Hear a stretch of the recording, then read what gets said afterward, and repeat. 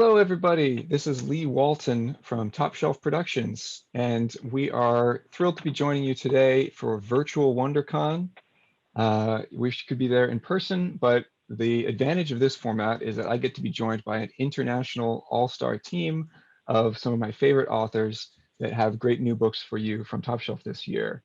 Let me introduce them for you. First, we have James Albon. Hi there.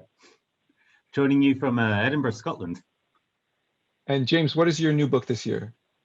So my new book is The Delicacy. It's a graphic novel about a pair of brothers who moved to London to start a restaurant that they think will sort of bring the wholesomeness of organic Scottish cuisine to what they see as the sort of polluted metropolis of London. But when the restaurant becomes an overnight success, one of the brothers is overwhelmed by greed, and his desire to make himself part of the gastronomic elite tears their brotherhood apart. That's a fantastic elevator pitch. Thank you, James. You wouldn't believe how much I practiced this in front of the mirror. But we also have a wonderful American James joining us, James Kachalka, longtime member of the Top Shelf family. James, tell us about your new book. Hi. I'm James Kachalka, and my new book is Johnny Boo and the Silly Blizzard. And it's about two little ghosts. It's Johnny Boo and his pet ghost and best friend Squiggle playing in the snow, and things go terribly wrong. No, it's a really fun and happy book, but it's also scary and sad, and then happy and funny again. Just like the best entertainment. Thank you, James. We are also joined from the other end of the country by Kim Dwinnell. Kim, say hello and tell us about your book. Hello, I've got a new book coming out, the third in the installment of the Surfside Girls series. So back to Surfside with Sam and Jade, but this one's different. This is kind of nonfiction. It's a field guide to the ocean. So it's like Sam and Jade narrating what they're seeing, physics, moons, tides, like how does a wave work, biology, what they're seeing in the ocean, how to surf, what to wear, where to put your surf leash, what the heck is rocker, like all of these things about their local ocean, and inviting the readers to kind of go out to their local spot and see how this applies to them. That's what I got. Awesome. And that's called The Science of Surfing, I believe. Did I not say that? I'm sorry. It's called The Science of Surfing. The third book in the Surfside Girls series. Also finishing up, also continuing a series, and in this case, finishing it up, is Christian Slade, coming to us all the way from Florida. Christian, what can you tell us about your new book? Yeah, hi. So I'm glad to be here. Thanks for having me. And yeah, this is the book series is Korgi with a K, Korgi, and this is book 5, which wraps up the story. It's called End of Seasons, and it's been a few years working on this one to conclude the story, the different story threads that have been running for the last few years in this Silent series, which, again, if you're not familiar with Korgi's books, told primarily through just the artwork, just the pictures, also known as a silent story. So very exciting to see the closure to this chapter. Yeah. That's great. We'll talk more about Korgi in just a minute. And last but not least, our debut author this year with Top Shelf is Edgar Camacho. Edgar, can you say hello and tell us about your book? Yeah, I'm Edgar. How are you? And it is like my first day on the job, so I'm so nervous with these artists around me. So excuse me. Also, for my bad English, is not my native language. And You're doing great. Yeah. And my new book, well, in English, is called Onion Skin. And it's a story about a guy who is stuck in his life and needs to change his lifestyle, you know? And it's like a road trip movie with a spice of adventure, and a lot of strange things happen, but nothing paranormal or surreal, just like everyday life, but with a touch of adventure. And that's my book. Yeah, we're very excited about Onion Skin and introducing the whole world to seeing what you can do on the page. I guess I wanted to start by asking you guys to tell me about what is a page, maybe a sample page from your book that you're really proud of, or one that you had the most fun drawing. Anybody want to chime in with a favorite page? So I've always found with drawing, a lot of my story takes place in big sort of glamorous restaurants in London, and a lot of my reference, my research for this comes from like drawing directly from life. I go out with a sketchbook and I go to bars and restaurants and cafes, and I draw as much as I can. So I took a lot of pleasure in the book in doing huge isometric drawings of restaurant layouts and kitchen layouts, so you can see everyone eating, everyone cooking, this whole busy dynamic going on. Being able to see the whole thing laid out in drawing form for me was like a really exciting part of the process. Cool. I'll go next if no one Sure. wants to. So I have this chapter in my book called Strange Ocean Phenomenon, which is like the weirder things you might encounter in the ocean. And the one page I drew it's called a bait ball. And it's when there's a whole bunch of fish and they're little bait fish, and they, like anchovies.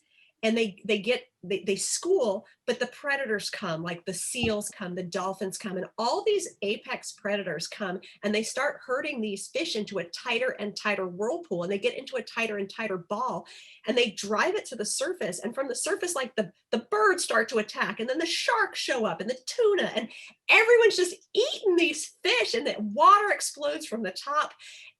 But none of these predators eat each other. They're just totally eating all these fish. And then like in one of the videos I watched, a whale comes by and it gets the remainder of it. And then the party's over and everyone goes home.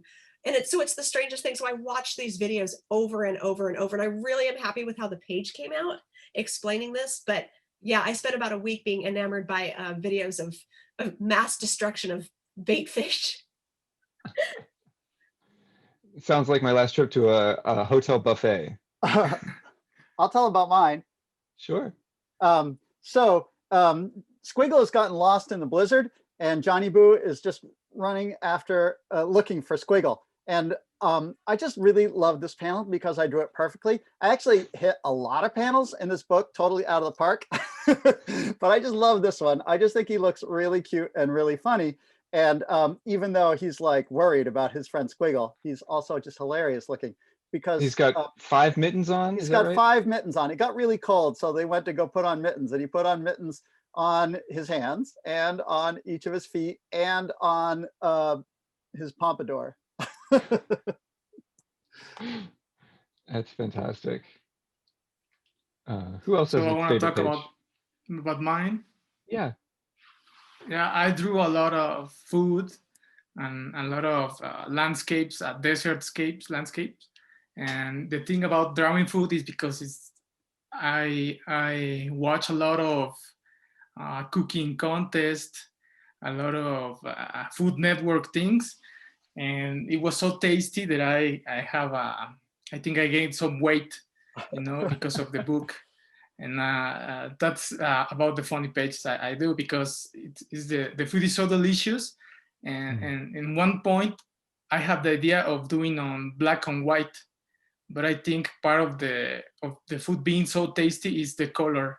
So it was, I have a lot of fun with the color palette, and I try to represent that on the book, because of the color is so a narrative way of telling the story. So I think that's the basic premise of my book is the food. So I have a lot of good time drawing them. Sure. Yeah. James Albon, you also did a lot of food drawing for your book, and you thought, I think, very seriously about color. Yeah, there's a real sort of pleasure in drawing food, and it's funny actually. Unrelatedly, today I was doing some editorial illustrations that were also about food, and I was drawing it before lunch and just salivating. I'm drawing these Italian mortadella sausages and just salivating thinking about it. But yeah, I think it's really nice to get into sort of detail and texture and understand the cooking processes that make the food look the way it is. But it's also a good excuse to eat a lot of good food as research as well. Christian, what kind of research have you done for the Korgi series? Is that based on studies of animals from life? Oh, yeah. I actually have similar background with drawing from life, and working in sketchbooks over the years. It is a wonderful habit that feeds into the comic work. When you go to sit down and draw out of your head, it's nice to be able to pull resources from things you've seen. And I get a kick out of seeing the process. There's two stories to all these books. You know, it's that you sit and you read the book, but then it's such a privilege to be able to like hear these creators talk about the background. It adds so much richness to it. And so I really like hearing how my other fellow artists and creators are coming up with this stuff. And for my last Korgi book, it actually takes place in the winter, which is different for me living in Florida. You don't get to see much snow, and this book has a ton of ice and snow in it, and so that was a lot of fun doing research for that and drawing on places I've lived where it did snow. And the irony is, even though I live in Florida, I'm a huge ice hockey fan. And so there's a nice collision there happening. But in this book, I was able to pull my love of ice hockey. And early on, one of my favorite pages, going back to that note, was there's a wonderful little sequence I was able to put together of the snow falling on the Korgi Hollow village, and you see Ivy the girl and Sprout the little dog going out together in the snow, and they're actually going to the big town lake that's there, and everyone's ice skating and playing hockey, or a version of it called broom ball, and where they're sitting there on ice. And it's just a very nice peaceful sequence of only about 4 pages, and then a nice spread I was able to draw, and that was nice. And then the monsters attack. Oh yeah, well, it can't stay nice for long, right? You got to have the range of emotion. And I remember though story, how beautiful that opening scene is, and really sets the stage for like this is the village and the world that we're trying to protect from the monsters. Because you don't have that thing that that is the home space that we have to protect and understand why we love it, then we're not going to care about saving the day and defeating the bad guy. So that's really beautifully done. Thank you. Edgar, you have some bad guys in your book a little bit, but it's not that the main characters are trying to protect their home. They're sort of trying to find who they are and sort of build a life for themselves. And the bad guys are sort of standing in their way a little bit. Do you want to talk about the inspiration for where those characters came from, maybe? Yeah, the main characters are based on my personal life, not exactly how things happen, but Nera, the one of the main characters, is based on my girlfriend and how we met. It's like a very beautiful friendship story, and later became a love story. And about the bad guys on the book, it's just like in every I don't know how to say, I don't know what is the word, like in every aspect of life, of work, there's mean people who want to get down, when you are succeeding, when you are getting such kind of success, they want to get you down up there, they want to put, I don't know how to say it, but it's like sure. I think in Australia they call it the tall poppy syndrome, where whoever's reaching the highest gets chopped off. Yeah, that's it. So that's where I came about with this story, and the bad guys are motorcyclists, and I really love the bike culture, and that's I always want to ride a bike. I never do it in my life, but I hope one day doing so. So that's it. Do you guys all feel like sometimes the most fun characters to draw are the bad guys? I definitely feel that. It's for me, there's something really fun about finding that sort of range of human emotion. I think that everyone can be good or bad, but when you draw someone who's really bad, you can really get into the fun characterization of it. I've always really admired the original Disney animation of 101 Dalmatians and the way they depict Cruella de Vil. there's so much, you can see so much love in the way that the character is drawn and animated. I think there's a lot of inspiration we can take from that. I'm just stuck on the fact that Edgar had to draw motorcycles over and over again. That must have been really hard. They're not easy. No, but it's a cartoonish style, so it's not realistic. I took some liberties. Yeah. There's a food truck too. I mean, vehicles of all kinds are can be tricky to draw, but the food truck really it's one of the main characters in the book. Yeah. And you know, I think because you treat it like a character, it doesn't have to look realistic. It's cartoony and it has a life of its own. Yeah. James, what about you? Or what about the Johnny Boo villains? There are villains in Johnny Boo, and but Johnny Boo turns them all into friends against their will. Like the ice cream monster really never stops trying to eat Johnny Boo and Squiggle, but they just stop being scared of it. He's been trying to eat them for about 12 books now. Yeah, that's right.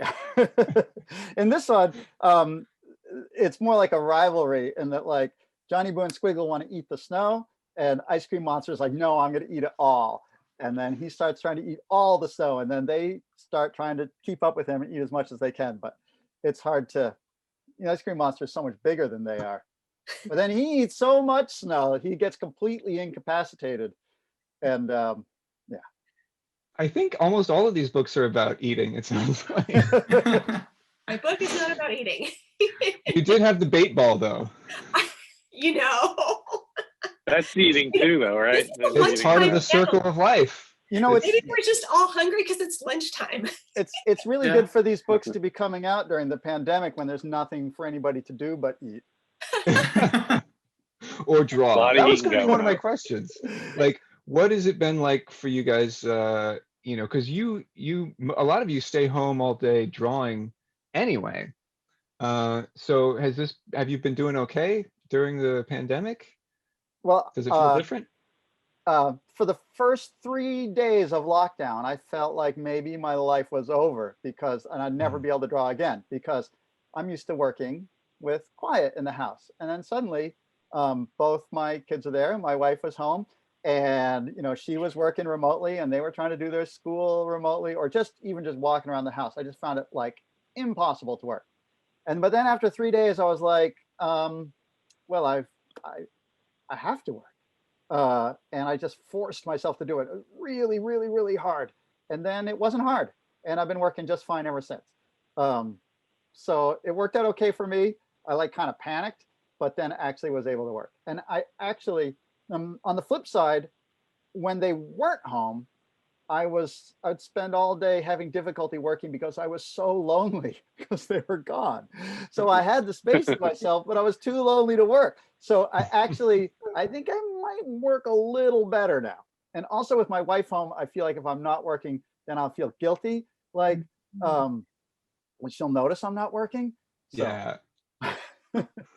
Somebody's watching you. Yeah, that's right. I'm used to leaving the house a couple days a week to go teach at university and get my people fix because I'm kind of social and then I have a nice balance where I come home and work, and so but not having the being able, because I teach on Zoom now, and I'll tell you, the dog really looks at me weird.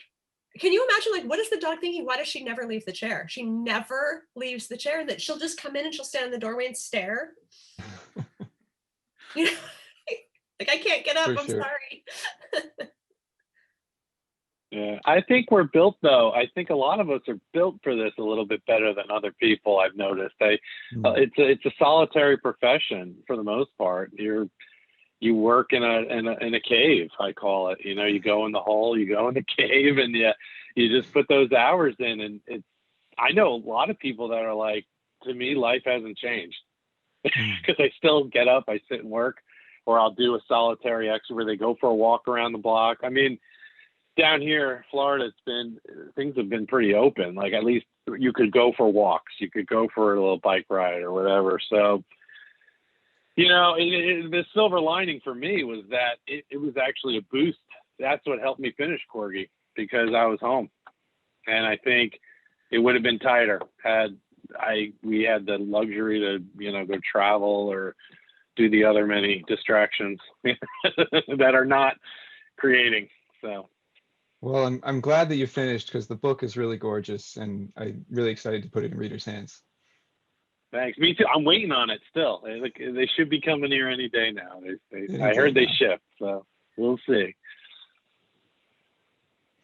Yeah, I really know what Christian means about the, I think as authors and illustrators, we're sort of more prepared for being stuck at home drawing all day. Suddenly friends of mine who used to going to work in offices have been asking me stuff like, how do you cope working from home? How do you cope, not distracting yourself? But at the same time, for me, I mean, as you can guess from the subject of my book, like going out, eating out in restaurants, going to bars, seeing people, going to parties is a really big part of my life. So I've really, here in Scotland, everything's been closed. The government are really strict, which is a really good thing. But at the same time, I've just been crawling up the walls, just like the day the restaurants open again, I'm going to leave my house for 3 weeks, never eat another meal at home. Food tour. It sounds wonderful. Yeah. Edgar, what about you, man? My life isn't changed a lot. I've been here all day drawing and doing other stuff, but like James said, having my girlfriend here too, working, a lot of things to do, like taking care of the house, of the house chores. It's a complicated way of living now, but you get used to it, and I think we are now being fine, and I think I work better now because of I have everything under control on my possibilities. Maybe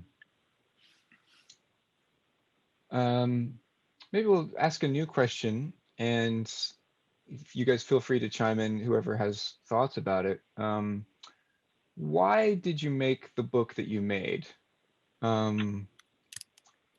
What was your reason for doing this book? I go. Sure. So, I was in the ocean a lot in my high school and college years. I was a beach lifeguard and I surfed a lot. And I remember taking my first marine biology class in community college, where I started to learn the very local things around me. So I could name the type of kelp I was seeing. I could name the fish I was seeing. I could name the seabirds. And all of a sudden I got this new sense of ownership to the place that I was inhabiting. And ownership gives you, you want to protect, you love. There's all sorts of things that come with knowing things named and the ownership of it. And so I thought, I'd love to pass this forward to a younger person. I encountered this feeling in college. Can I get this into the hands of my readers and kind of get that sense of ownership going with them? So maybe they go out and they understand where the wave came from and why, and why the tide is up higher because the moon is full, and the relationship between those things in the natural world that we're very much a part of, gives you ownership and makes you, I feel, want to protect and preserve. And so that's, but without being too heavy. So Sam and Jade are snarky as usual and narrate the thing in a 12-year-old girl voice. But that was the seed I wanted to plant. I also love how the annoying little brother pops in with his dumb jokes. It's important to keep it balanced. I started making Johnny Boo books for my kids as bedtime stories. And now they're big. Eli, the oldest, is he's going to turn 18 this summer, and Wow. And Oliver's 13. So they don't really need Johnny Boo bedtime stories anymore. But now I think I draw them for nostalgia for when I did have to tell them bedtime stories. And they're working for new generations of kids who are reading Johnny Boo at bedtime all around the world. Yeah, I think for me it was I just had firstly kind of an uncontrollable urge to write, although that sounds a little bit sort of abstract. I think the Delicacy is sort of on the one level about this sort of glamorous world of fine dining and bars and restaurants and the glamorous sort of gastronomic world of a capital city, but it's also about these sorts of extremes of human emotion and the situation in which greed can compel somebody to go from being brothers with somebody to being worst enemies with them. I think I find that sort of contrast really, really interesting. Those sorts of extremes of emotion really interesting. So in a way, it was a story or like a theme that was running around in my head quite a lot, but fortunately not based on my own personal life. But yeah, I think once the idea started getting momentum, you just can't stop. But it's so exciting drawing. It's such a privilege to be able to sort of write and draw that the book just came sort of tumbling out of me.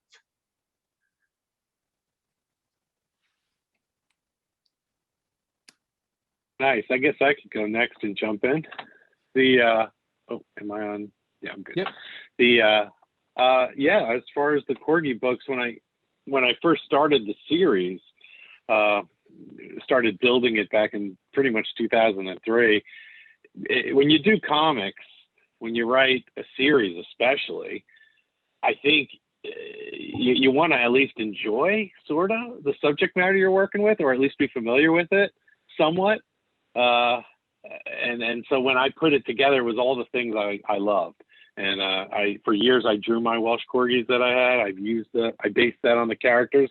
I set the story in a woods because I love drawing those elements, all the rocks and mountains and little streams and stuff and knotted trees. So, and then it's got a nice little dose of monsters and creatures, of course. So if I'm going to draw something and go through the process, which is extremely demanding, I want to have a lot of fun doing it, and so that the environment, the characters, the setting, all that. The book was created because it's things I love. So. I think Yeah, that I really comes agree with that. I think I always find, and when I do bits of teaching, I always try and tell my students this, that like when you're excited about what you're drawing or what you're writing about, when you're drawing and writing about things you love, then it becomes exciting on the page.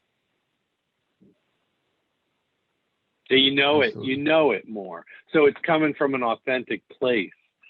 So like Kim is writing the books about the surfing, and she's going to draw that better than someone that doesn't surf, or vice versa. Someone that knows the world of, whatever, the restaurants or the cooking.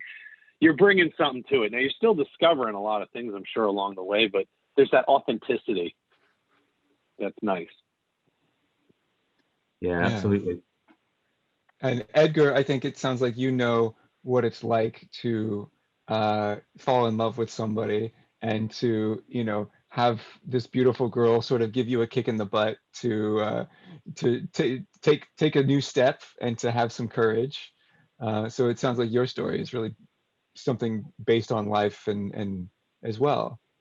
Yeah, and I do it because I want to share that joy, that feeling that when you are younger, you have more feelings about things, about music, about food, about people. You feel like you are the king of the world, and that's how I felt when I draw Onion Skin.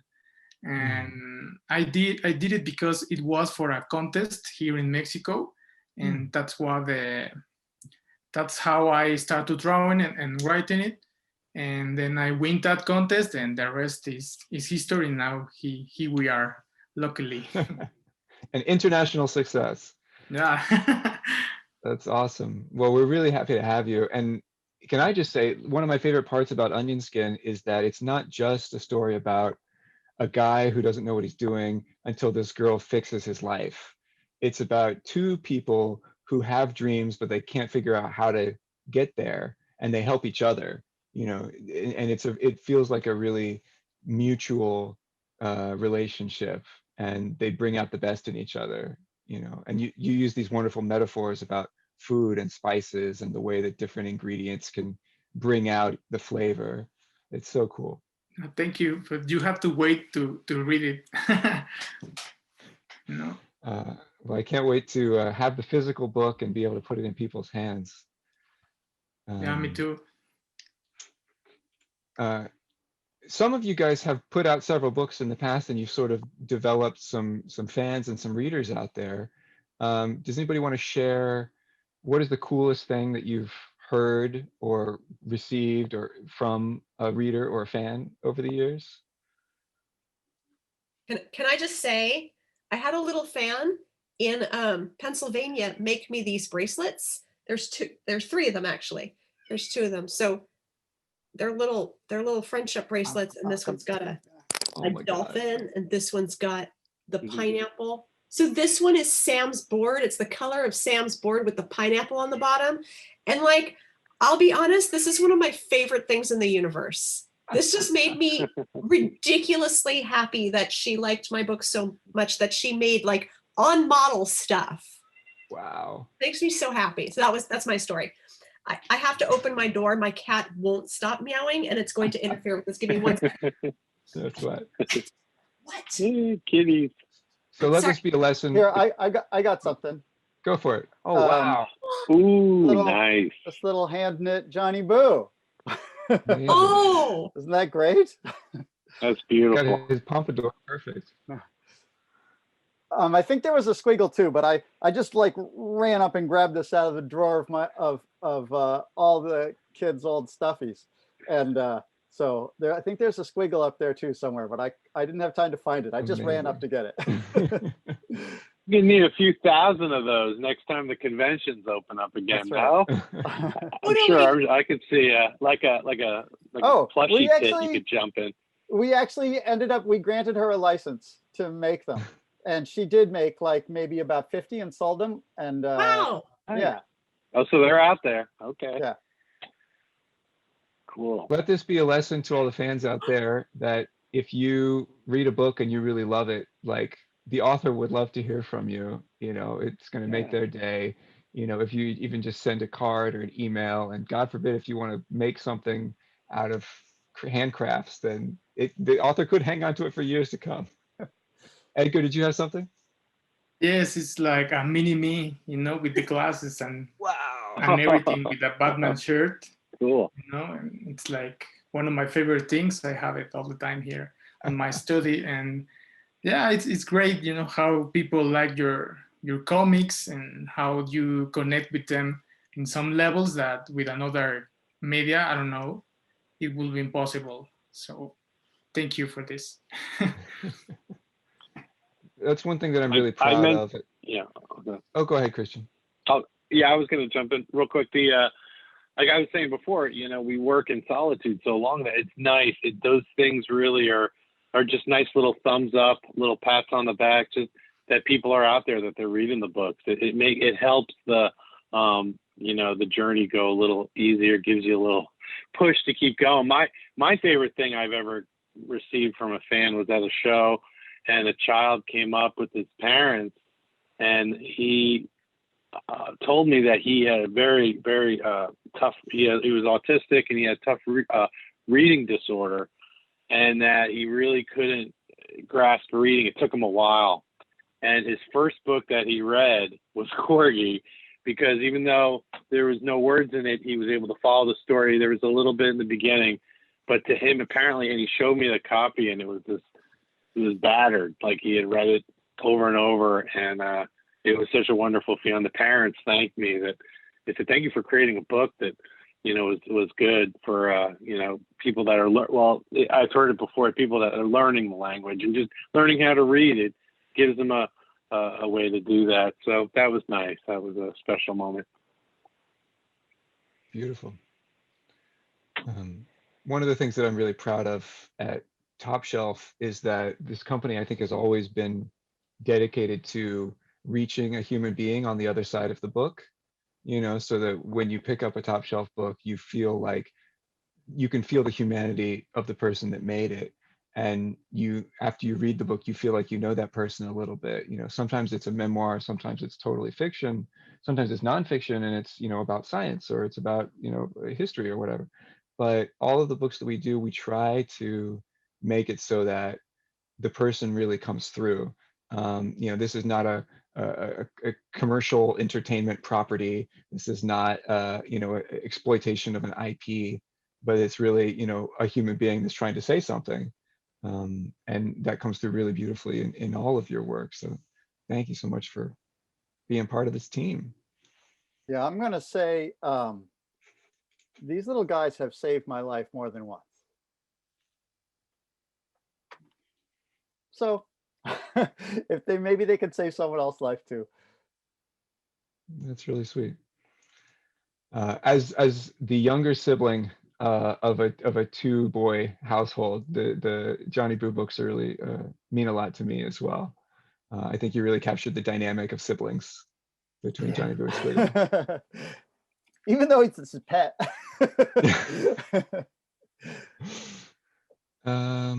Let's see, what else should we talk about? Yeah, it's really not a owner pet relationship. He says he's his pet, but it's really siblings or friends or something. Yeah. This is a question we get a lot. What advice do you guys give for somebody that wants to make comics? Just make them. Really, I think that's the best advice. I think that sometimes people can get a sort of almost like a mental block to starting, especially if you're kind of new to it. You'll worry, oh, are my drawings good enough, or are my stories good enough? Is my research thorough enough? And it's true to an extent, and I think that we can all, however old or however experienced we are, you can always look to improving yourself and practicing more. But I think if you want to get into making comics, just make comics. Just come up with some nice ideas, come up with the ideas for stories that you find exciting, and sketch out some rough pages. If you're happy with the rough pages, do some final, ink up pages and stuff. And, then if you're happy with them, put them out there. But then at the same time, I wouldn't say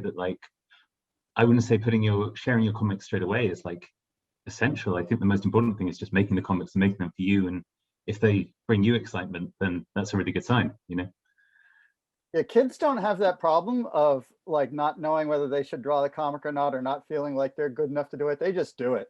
So yeah. there are probably more Johnny Boo comics out there drawn by kids than I've ever drawn. Well, we'll know what to do if you get hit by a bus. We'll call one of those kids. Any other advice? Yeah, just have fun making them, and you have like your family to read them. They give you like, oh, I get the story, I didn't get this.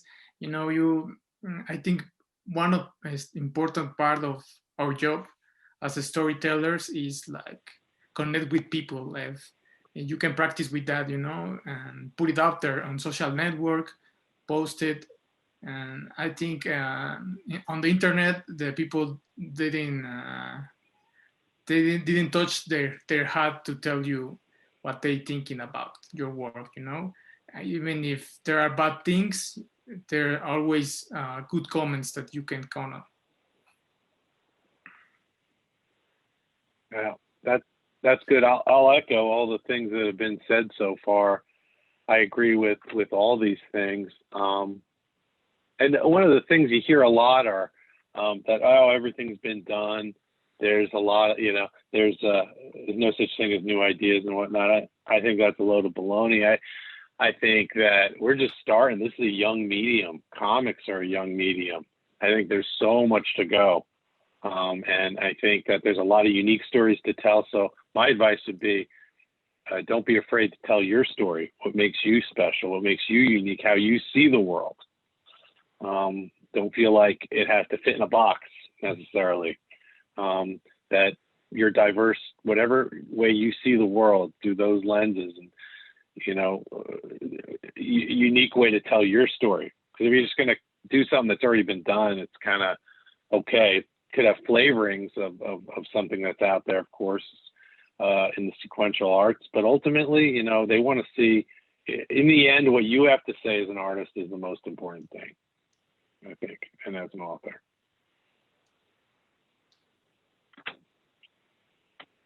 Awesome. Well said.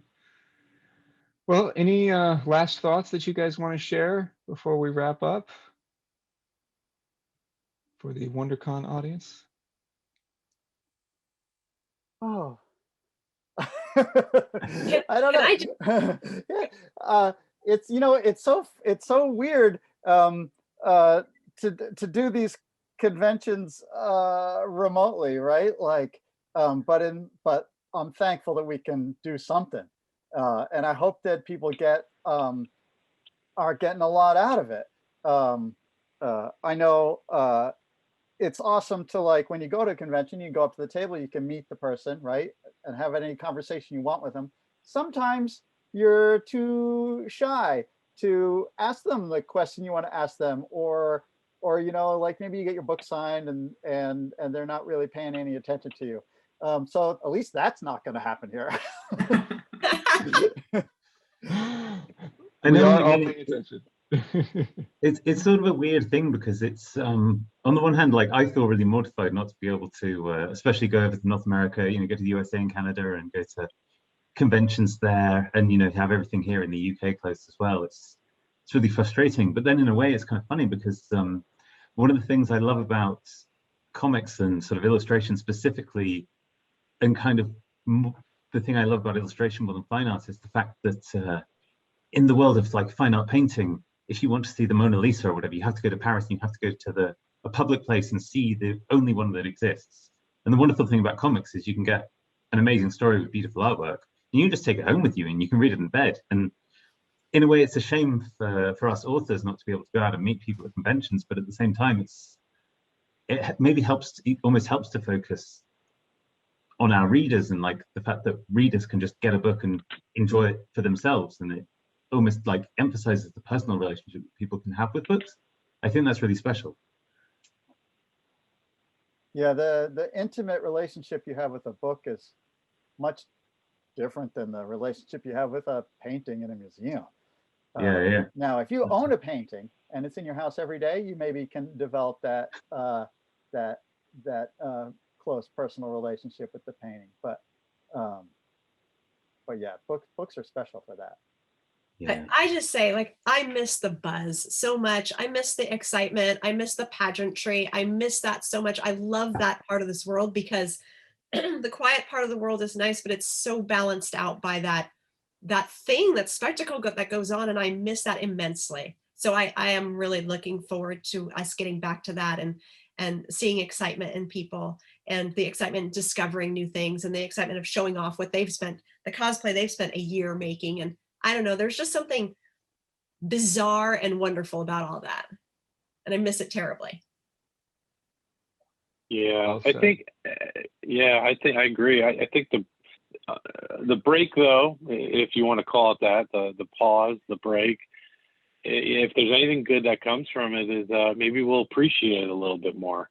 Those opportunities, you know, maybe sometimes, you know, I found myself going, oh, I can't believe I did like 5 shows this year. Oh my God, and that fifth show, maybe you're, you know, well, now we haven't done a show I haven't done a show in over a year. It's like, oh my goodness, you know. So hopefully we appreciate it a lot more once we get the whole band back together again. For sure. Yeah, I right. really like to play another rock show. I make music in addition to Oh, that's right. drawing comics, and I was getting kind of sick of playing rock shows before, and I'm not sick of it anymore. I want to do it. Now you're ready to go again. Yeah. Absolutely. I just want to go back to Uncle M Comic Festival and get really drunk and dance to the Talking Heads. All right. We'll all be Well, you can always practicing. come down to Florida. You can always come down to Florida. The Wild West down here. Well, thank you guys so much for being a part of this. And thank you to the audience and to the readers for taking time out of your day to listen to us. You know, we've been really lucky that this industry has survived the past year as well as it has. You know, book sales are actually doing well because people are got nothing else to do but read. And we really, really are grateful that you're reading our books and that you're, you know, taking a part of these human beings' lives and their creativity and sharing it as part of your life, and, you know, taking it into your house or your bed or your couch or whatever. So what we were saying about intimacy before, like, you know, we're all so isolated, and to have a book and to hold it and read it, and you feel a connection like with the author, or with children's books, if you're reading it to your kid, then you're feeling a connection with your kid there right next to you, and there's nothing better or more magic than that. But like, it's a way to reach out and connect. Yeah. amen.